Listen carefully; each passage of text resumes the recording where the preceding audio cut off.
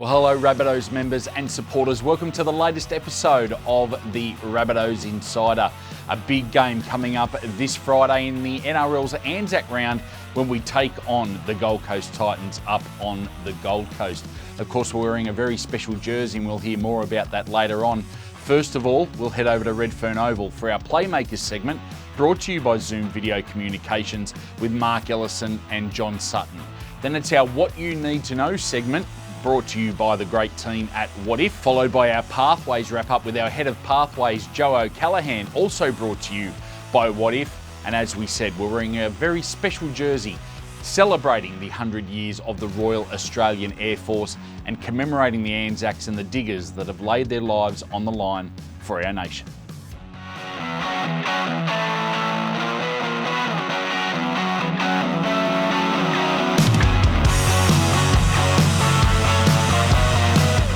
The first cab off the rank is our Playmakers segment with Mark Ellison and John Sutton over at Redfern Oval, brought to us by Zoom Video Communications, where they take a look at some key plays from our victory last week.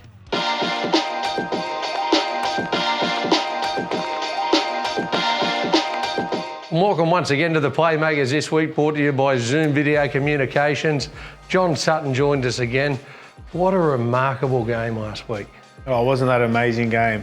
Obviously, with Tom slam dunking the ball down, but no one knowing he got it down, and Luke Brooks running 100 metres to put it down and getting the try awarded.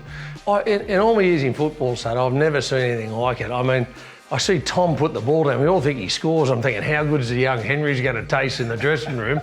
And then Brooks starts running down the other end and he awards a try, and I'm thinking, I'm going to need some young Henrys just to get to sleep tonight.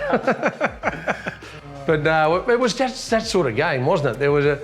It was arm wrestle, kept going, and really tight game, and probably the best the Tigers have played this year. Yeah, definitely. I think, we needed a game like that to see how we can find the win, and it was a tough game, and the boys got there in the end. The playmaker this week, Cam Murray.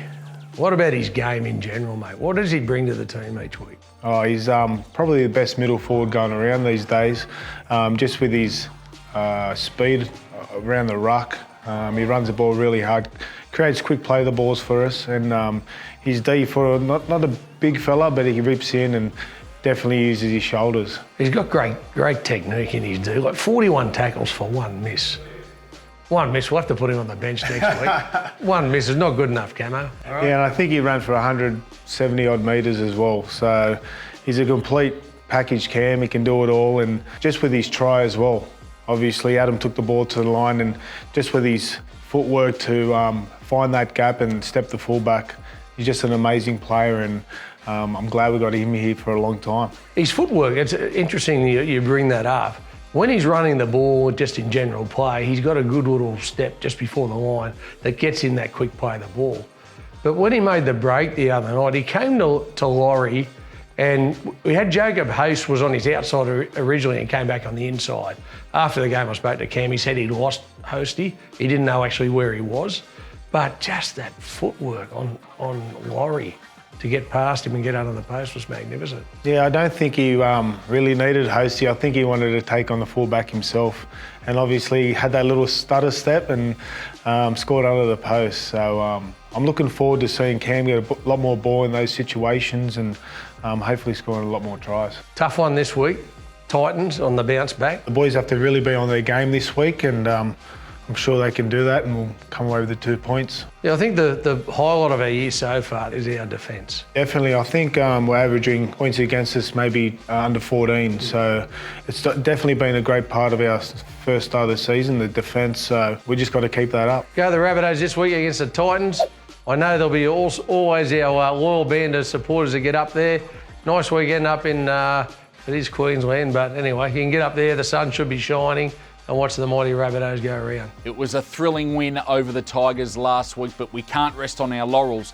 And now we're going to tell you about what you need to know ahead of this Round 7 clash with the Gold Coast Titans, proudly brought to you by What If. Here's what you need to know about our Round 7 clash with the Gold Coast Titans, brought to you by whatif.com. proud travel partner of the South Sydney Rabbitohs. Did you know since 2019, Rabbitohs members and fans have saved over $10,000 using whatif.com/Rabbitohs? Here are 5 quick facts to watch out for as we travel to Cbus Super Stadium this week.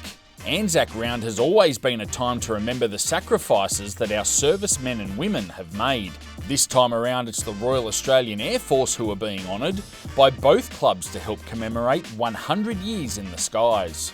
After going down to the lowly placed Sea Eagles 36-0 in Mudgee last week, the Titans will be looking to turn things around when they return to the Gold Coast on Friday. They'll need to do it without big Tino Fa'asuamaleaui, who is out for the next 2 weeks after being suspended for a shoulder charge. On his day, he's the most damaging forward in the competition, and he's had quite a few days out already this year. Already he's averaging a try a game and averaging 152 metres per match. The Gold Coast have had no trouble creating chances this year. Despite being kept to nil last week, the Titans sit third on the list when it comes to line breaks, making them a tricky customer to keep still. They changed the rules because of Eric Sims' field goals, but now that they're worth 2 points, the NRL might just consider changing them back after Adam Reynolds iced 2 in the past 2 weeks to help his side break the Broncos and claim a memorable win against the Tigers. If the game's on the line, look out for some more long-range field goals from Reno. Travelling to the game this week? Remember, members get 15% off select hotels through whatif.com/Rabbitohs. Use promo code Rabbitohs15 to enjoy these exclusive benefits. It was a thrilling win over the Tigers last week, but we can't rest on our laurels with that victory. We've got another big challenge coming up against the Titans this Friday night. Now, our Pathways teams are also playing this weekend, and it's time for our Pathways wrap-up with our head of Pathways, Joe O'Callaghan, proudly brought to you by What If.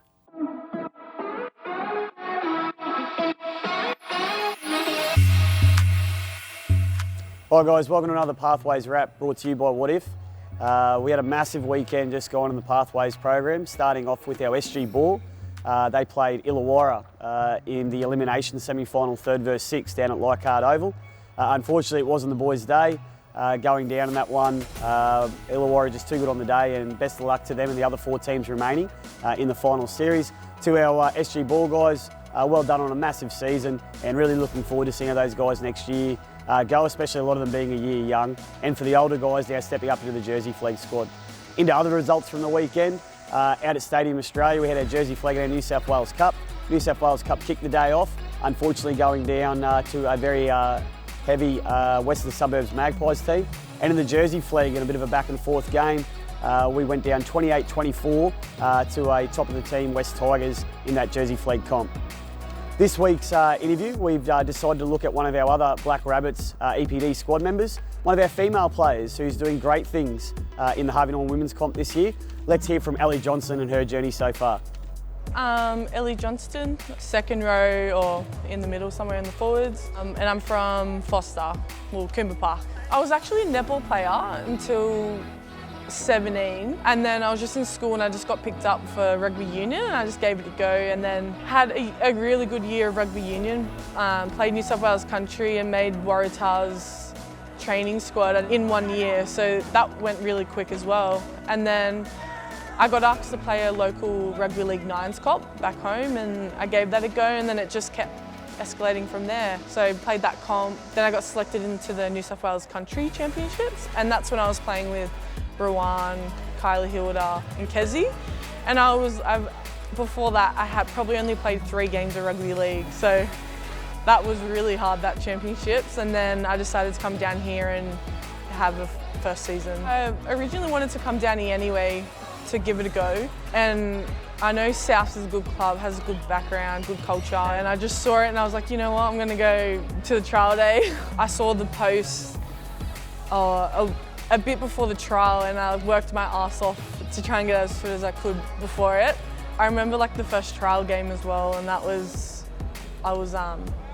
really nervous because I had no idea what to expect, and being so fresh to the game was an eye-opener. All the hard work's paying off, and the transition, like the big move to Sydney, that it's been all worthwhile. Growing and becoming a better player, hopefully making NRLW again, and would love an Origin selection. What hard work can do it can pay off in a year of, playing consistently well and training well. Hopefully it shows the younger girls or the girls that want to get up to that level that you can do it. Really great to hear from Ellie there, and hopefully that first win's just around the corner for our women's squad. I know Ellie's doing her best to get them over the line. As I said last week, some exciting things coming up with that Black Rabbits program that Ellie's part of.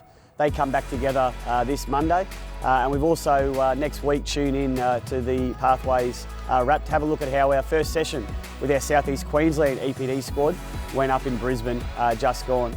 Looking ahead to games this week, we're out away for Jersey Flegg New South Wales Cup at Ringrose Park.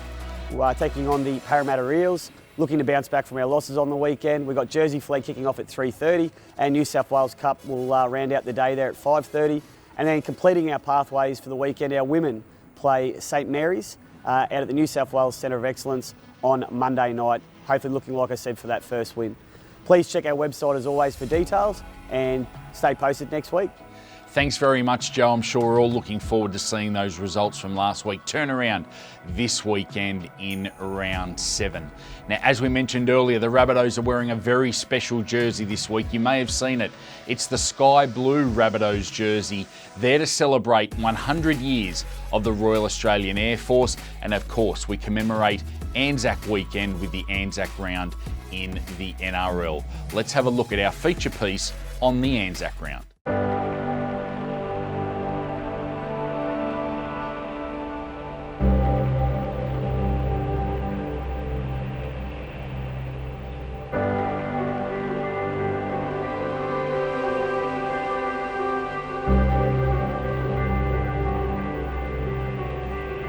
Tell us about this jump. It's very different to the traditional. Yeah, so sort of commemorating 100 years of the Australian Air Force, and it's I think it's 100 years to the day. So it's a pretty cool jersey. You don't usually see the South's jersey outside of the red and green, so it's very unique. And I know Russell and they got together with the head guy at the Air Force, and they've sort of come up with this, and I think it's pretty classy. It's an unreal honour. It's not every day that the two organisations that you have such passion for get to join up together and make something like this. So to be in the Air Force on the centenary of Air Force, and to be a fan of the Rabbitohs, who are helping Air Force commemorate their centenary, who are also an organisation with over 100 years of history, it's unreal. I'm really happy and proud to have a connection to both of these organisations. Fantastic, celebration for the Royal Air Force, and obviously it's a big weekend as well for the ANZACs, and what they mean for Australians and stuff like that. So great weekend, and it's obviously it's a good one for all football fans to get around. ANZAC Round's pretty special, especially a rugby league fan, but a veteran. This year is no different. Last year was tough for a veteran. I'm a veteran, 25 years service in the Australian Army, and proud service in the Army. It's an honour to wear the flag on my arm at my place of work, to wear the rising sun on my hat and on your arm and your sleeve, and knowing what that rising sun means, the legacy that it represents, that we take on from all those that have served before us, for all those that have been lost or sacrificed for the nation. The day itself is something very, very significant in Australia's history. I obviously think it's a great thing that Souths are doing, obviously celebrating the 100 years of the Australian Air Force. I think it's a great thing that they're doing, and it's obviously great that we're doing on the ANZAC weekend as well, and that we've got to commemorate the ANZACs past and present, and I think it's a really good thing that the NRL and Souths are doing as well. Sometimes I get a little bit emotional because some things happened, and we've lost incredible men that made that sacrifice, and it's not just about that day, it's about what it represents to Australia. And I think for me personally, it really it strikes to my heart. I think what the Rabbitohs and every other rugby league team have done to commemorate the day and to celebrate as a nation what we've done by respecting and revering those that have served, by wearing an item on their jersey, whether it be in the Rising Sun or in this year the 100th anniversary of the Air Force. That jersey that we are wearing this year is very significant, and something that's we know that the nation gets behind. And I think rugby league is a special organisation and an amazing organisation to be able to commemorate in such a way. You know, our job is built on teamwork. It's built on working with each other, utilising each other's connections, each other's skills to get the job done essentially. And the same goes for rugby league. You know, all those skills are transferable. I know for myself, growing up playing rugby league, it was my first team sport. It was where I learned how to be a team member, how to be a leader, and importantly, how to be a follower. So yeah, it really developed my skills and my perspective on how important teamwork is when you're trying to achieve a goal. Again, the significance of the 100th anniversary of the Air Force. We had many that went down, many that served with England in the UK, in Bomber Command. There's many Australians that flew in Lancasters and Wirraways and Sopwiths and you name it, every aircraft that we fought in war, and right through to recent battles and recent campaigns where we've had Air Force represent and Air Force serve with our sorties over Middle East.